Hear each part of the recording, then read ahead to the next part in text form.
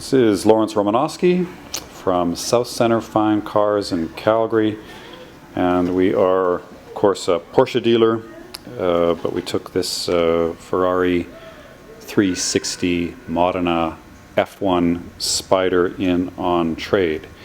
So this, the 360 of course, came out in 1999, and the last ones were produced in 2005. It was the first Ferrari, mass-produced Ferrari with an all-aluminum chassis, and it's powered by an updated version of the 355 engine, producing 400 horsepower from 3.6 liters, 4 valve per cylinder.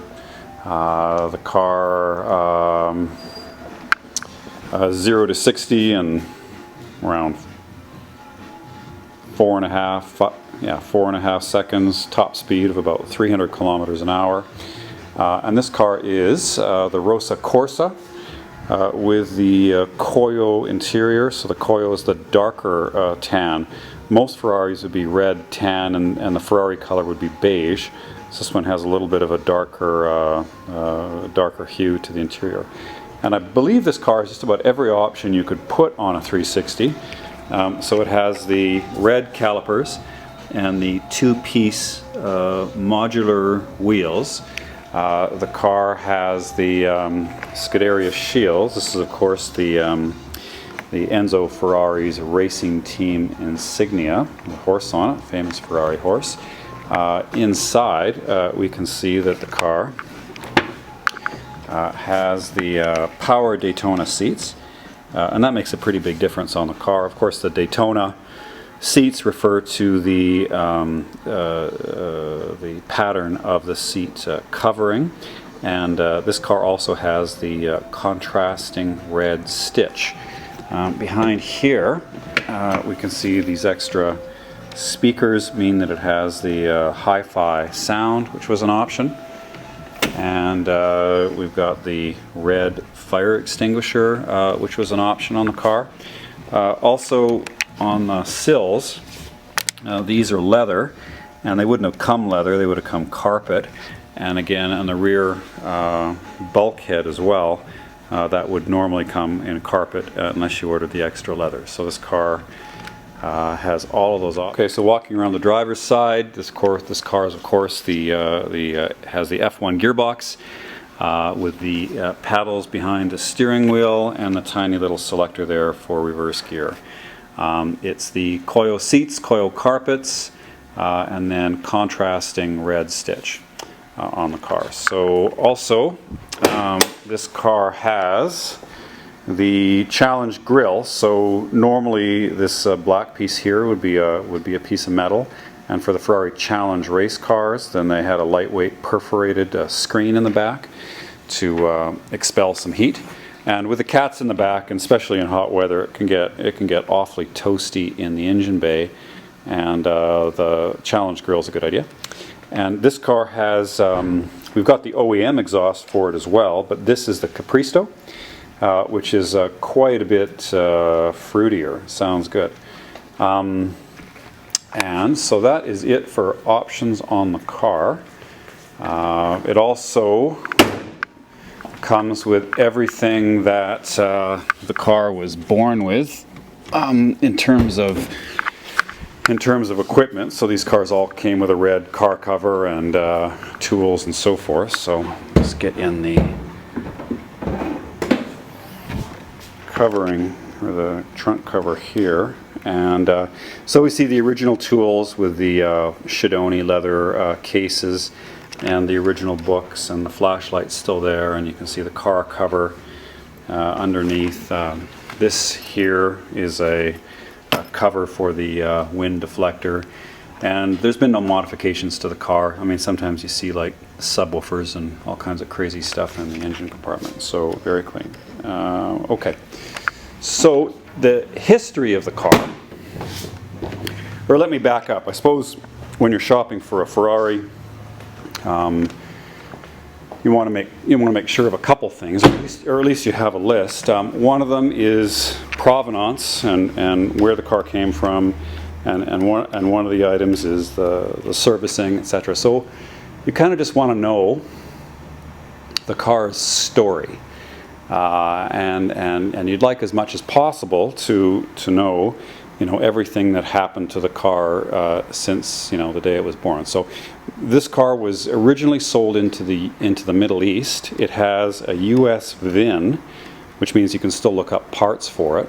It came to Calgary with only 2,000 kilometers in 2006. It was sold for $260,000 to a guy who's had it ever since. So it had the belts done and the major service done in 2008, and has basically been untouched since then. It still wears the original tires, the Bridgestones, which still have lots of tread on them, but probably should be replaced for age. It's been 4 years since the major, so it's only done 1,100 miles. This car has about 8,000 miles on it, or about 13,000 kilometers. So it's due for a major, I'd say, in the next couple of years. Of course, there's various opinions as to, how often you should do the belts on these cars. You talk to the Ferrari dealer and they probably want you to do it every year, and talk to a lot of other guys and they say no, just do it every 10 years. Of course, a lot of it depends on how the car is driven and where it's driven and the climate in which it's stored and the humidity and all the rest of it. The truth is probably somewhere in between there somewhere. Certainly any belt that I've ever seen come out of one of these cars looks new. But anyway, so that's the history of the car, and then it was traded in at the Porsche store here. So we have the documentation for the last major of the car. The Carfax on the car is clean, and it shows no hits or accidents. The car has had the 3M wrapped on it since new, so we can see it comes up to this line here. It's got a thick film on the headlights, which is a little bit pitted from bugs, but it would save the glass underneath.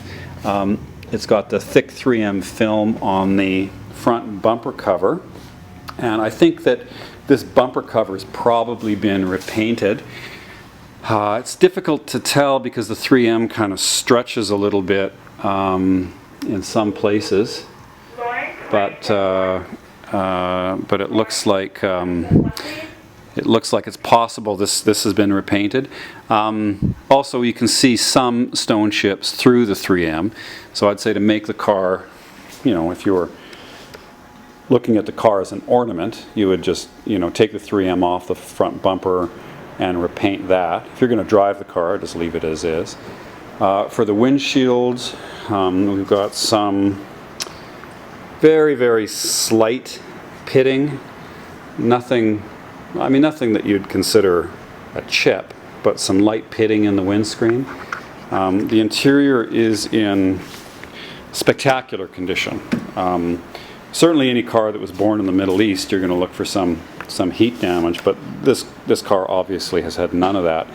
I don't think I've ever actually seen a 360 with the leather and the switchgear in as nice a shape as this. So, if you look at the car, you might look at the sills, and oftentimes the sills scuffed from people getting in. Oftentimes this painted metal is scraped. A lot of times the guys who have enough money to buy these cars aren't the most agile guys in the world, and they can be a little bit hard on the super soft leather. Most importantly, looking at the dash, it shows no shrinkage at all. So if the dash has been, or if the car has been parked in hot weather, the leather of course is natural, and you'll see it pull away around the air vents and so on. And that's not an easy fix because you have to pull the dash out. But this leather looks brand new. The interior of the car looks new, which is amazing considering it's a 2004. So all of the surfaces, the leather, the stitch, the carpets, the steering wheel, the door panels, etc., all look new. You absolutely cannot reasonably fault the interior of the car at all. Seats are just gorgeous. This car, I would say, is like a 9.5 out of 10. I mean, you could